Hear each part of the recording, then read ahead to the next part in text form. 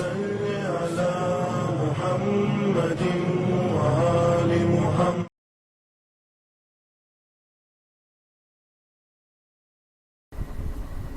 اعوذ باللہ من الشیطان الرجیم. بسم اللہ الرحمن الرحیم. الحمد للہ والصلاة والسلام علی عبادہ الذین اصطفى ولعنۃ اللہ علی اعدائهم اعداء اللہ. اما بعد فقد قال اللہ تعالی فی القرآن الکریم. بسم اللہ الرحمن الرحیم.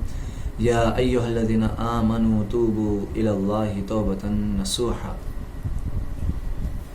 ماہ رمضان کے ہم آخری ایام میں داخل ہو چکے ہیں، اور آخری ایام ہیں ماہ رمضان کے کہ جس میں ہمیں زیادہ سے زیادہ توبہ اور استغفار کرتے رہنا چاہیے. جیسا کہ روایت میں ہے کہ پیغمبر اکرم آخری عشرے میں جب داخل ہوتے ماہ رمضان کی تو آپ اپنا بستر اٹھا دیتے، یعنی آپ رات میں آرام نہیں کرتے بلکہ ساری رات عبادت اور توبہ اور استغفار اور مناجات اور استغاثے میں آپ مصروف رہتے.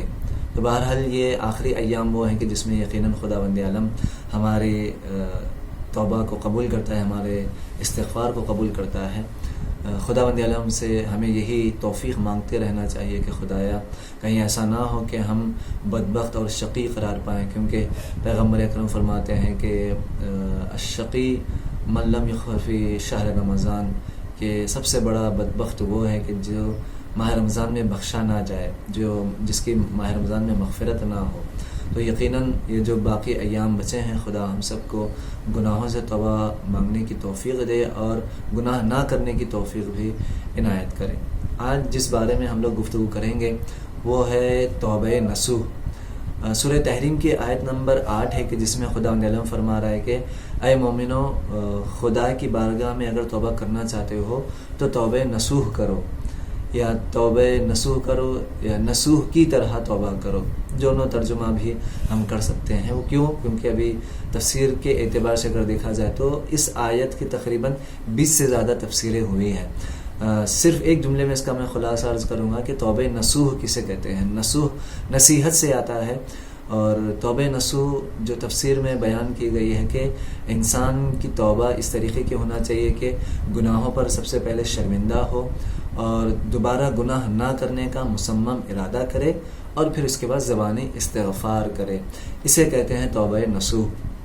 یہ تفسیر میں تو یہیں پر تفسیر میں ایک واقعہ بھی ہمیں ملتا ہے کہ جس کی وجہ سے یہ توبہ کیوں نصوح کے نام سے مشہور ہوئی اور یہ نصوح کیا ہے.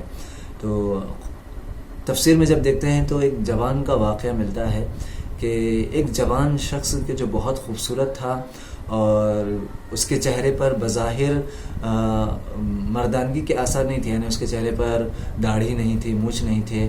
زیادہ تر لوگ اسے لڑکے ہی سمجھتے. اپنے اس شکل و حیت کی بنا پر اسے ایک خدمت لگائی جاتی ہے، اور خدمت یہ ہوتی ہے کہ اس زمانے کے بادشاہ کی جو بیٹی ہوتی ہے اس بادشاہ کی بیٹی کو اس کی خدمت اور اس کے خادم بننے کا موقع ملتا ہے. یہ اپنی اصلیت ظاہر نہیں کرتا اور یہ نہیں بتاتا کہ میں حقیقت میں مرد ہوں، لیکن شکل و حیت سے اور شکل و صورت سے ہر کوئی اسے لڑکی ہی سمجھتا ہے. تو یہ اپنے جس کو کہا جائے شہوت کی وجہ سے یا گناہ کے ارادے کی وجہ سے اپنی اصلیت ظاہر نہیں کرتا ہے، بلکہ اس خدمت پر تیار ہو جاتا ہے. پہلے زمانے میں حمام عام ہوا کرتے تھے اور کامن ہوا کرتے تھے کہ مردوں کا حمام الگ ہوتا تھا اور عورتوں کا حمام جیسے آج کل سوئمنگ پول ہوتے ہیں ویسے. تو اسے جو ہے وہاں پر خدمت کا موقع ملتا ہے اور یہ اپنی اصلیت ظاہر نہیں کرتا ہے.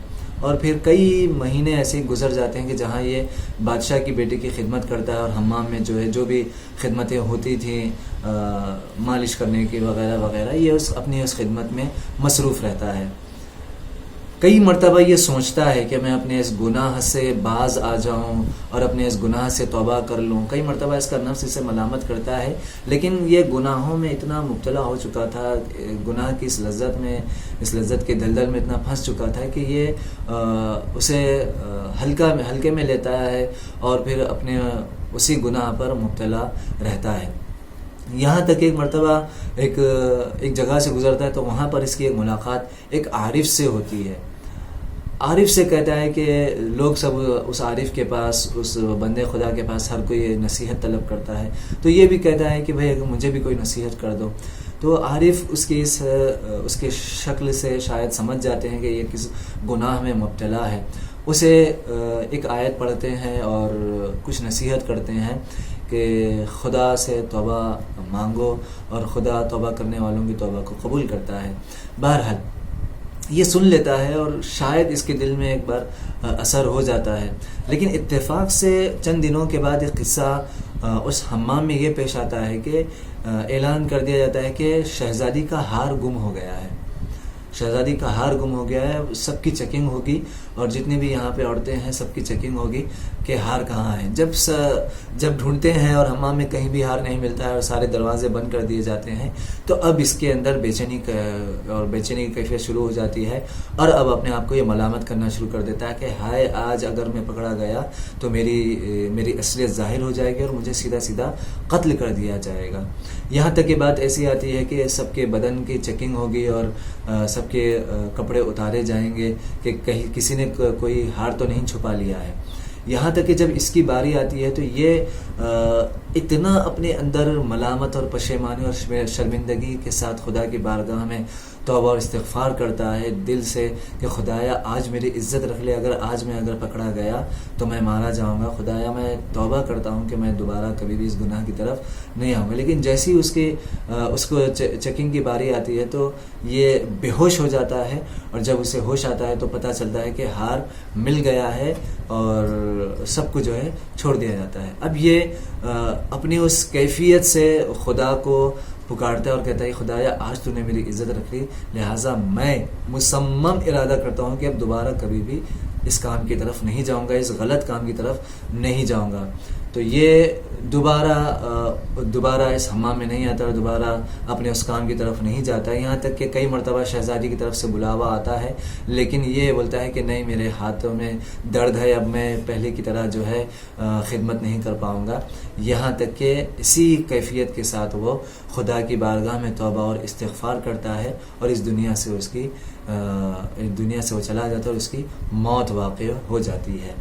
تو یہاں پر تفسیر میں علماء لکھتے ہیں کہ یہ توبہ نصوح اس طریقے کی توبہ ہے کہ جہاں پر انسان آ کر خدا سے کہے کہ خدایا میں کبھی بھی اس گناہ کی طرف نہیں جاؤں گا. یعنی دل سے انسان شرمندہ ہو, پشیمان ہو اور یہ مصمم ارادہ کرے, یعنی پکا ارادہ کرے کہ خدایا میں دوبارہ اس کام کو انجام نہیں دوں گا. تو اسی لیے خدا علم فرما رہا ہے سورہ تحریم میں کہ خدا فرما رہا ہے کہ اے مومنو اگر توبہ کرنا ہے تو توبہ نصوح یعنی نصوح کی طرح توبہ کرو کہ یقیناً خدا تمہاری توبہ کو قبول کرے گا. آگے آیت کمپلیٹ ہوتی ہے, خدا تمہارے گناہوں کو معاف کرے گا. یکفر عنکم سیئاتکم, خدا تمہارے گناہوں کو مٹا دے گا, محو کر دے گا.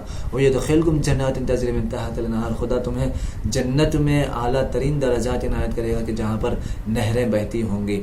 تو روایت میں پوچھا گیا کہ یہ خدا امام سے پوچھا گیا کہ خدا کیسے جو ہے گناہوں کو مٹا دیتا ہے یا محو کر دیتا ہے. تو امام نے فرمایا کہ سنو, اگر کوئی شخص واقعاً توبہ نصوح کرتا ہے, پشیمان ہوتا ہے اپنے کیوں پر, اپنے کرتوتوں پر, اپنے غلط کاموں پر, تو خدا بند علم ان فرشتوں کو حکم دیتا ہے اور ان کے اوپر نسیان طاری کر دیتا ہے. یعنی خدا انہیں کچھ لمحے کے لیے انہیں بھلا دیتا ہے کہ جس سے وہ اس شخص کا گناہ لکھنا بھول جاتے ہیں اور یہ جو گناہ لکھے بھی ہیں اسے میٹ دیتے ہیں نام اعمال سے. اور پھر خدا اس زمین کو بھی حکم دیتا ہے کہ جس جگہ پر اس شخص نے گناہ کیا تھا اس زمین کے اس گناہ کے اثرات کو ختم کر دو. لہٰذا یہ خدا کی طرف سے کتنی بڑی جو ہے ہمارے لیے اور توبہ نصوح کرنے والوں کے لیے کتنی بڑی عنایت ہے خداوند عالم کی طرف سے کہ خدا ان کے گناہوں کو معاف کر دیتا ہے اور ان کے گناہوں کے اثرات کو بھی ختم کر دیتا ہے. لہٰذا عزیزو, اگر ہم خدا کی بارگاہ میں توبہ نصوح کریں گے, خدا کی بارگاہ میں ویسی توبہ کہ خدایا میں اپنے گناہوں پر شرمندہ ہوں اور دوبارہ کبھی بھی اس گناہ کی طرف نہیں جاؤں گا, اور اس کے ساتھ ساتھ کہ زبانی استغفار بھی ہو, استغفر اللہ ربی و اتوب الیہ بھی ہو, خدایا میں توبہ کرتا ہوں, خدایا میں استغفار مانگتا ہوں, میں تجھ سے تیری بارگاہ میں طلب مغفرت کرتا ہوں، تب جا کر خداوند عالم اس کی توبہ کو قبول کرے گا. اور جن کی توبہ قبول کرتا ہے خداوند عالم، پھر آیت کمپلیٹ ہوتی ہے کہ خدا انہیں کیا کیا جو ہے عنایات کرتا ہے، کیا کیا ان کے اوپر خداوند عالم اپنی طرف سے لطف و کرم کرتا ہے. لہٰذا عزیز و خدا کی بارگاہ میں ہم یہی دعا کرتے ہیں کہ خدایا ہمارے دلوں میں بھی گناہوں سے شرمندہ ہونے کی توفیق عنایت کرائے، اور ہم گناہ کو گناہ سمجھنے کی بھی توفیق عنایت فرمائے، اور کبھی بھی دوبارہ گناہ نہ کرنے اور ترک گناہ کی بھی توفیق عنایت فرمائے. والسلام علیکم ورحمۃ اللہ وبرکاتہ.